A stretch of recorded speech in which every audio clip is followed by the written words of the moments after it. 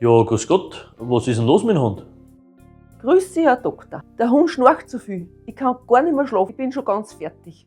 Ja, aber da gibt's ja ganz ein einfaches Hausmittel, dass Sie das gar nicht wissen. Ach so, hosenleicht. Nehmen Sie einfach ein paar Lorbeerblätter, fadeln Sie die auf und hängen Sie den Hund auf den Schwanz. Aha, Lorbeerblau habe ich daheim. Und dann schnarcht er nicht mehr. Werden Sie sehen.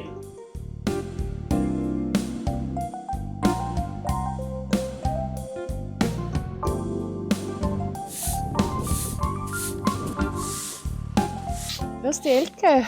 Grüß dich, Kerstin. Wow, du schaust aber heute zufrieden und wohlerholt aus. Ich habe geschlafen wie ein Baby. Wunderbar. Stimmt, du hast das erzählt, der Hund, der lässt ja vor lauter Schnarchen nicht mehr schlafen. Was ist denn leicht mit dem Hund? Ja, gar nichts ist mit ihm. Ich war beim Tierarzt drüben und habe gesagt, es gibt ein probates Hausmittel dafür. Ah, und was? Ich soll auf ein Bandel Lorbeerblau auffädeln und ihm am Schwanz abbinden. Das hat wunderbar geklappt. Was Sachen gibt's und das so einfach.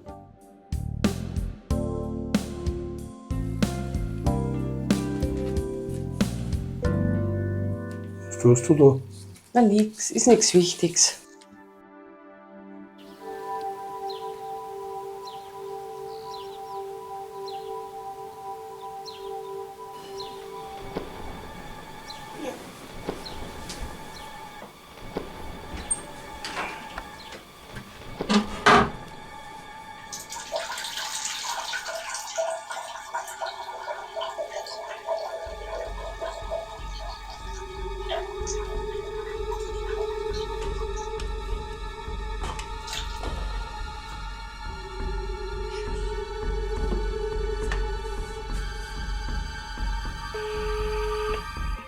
Ja, Herbert, wir waren gestern kegeln, oder?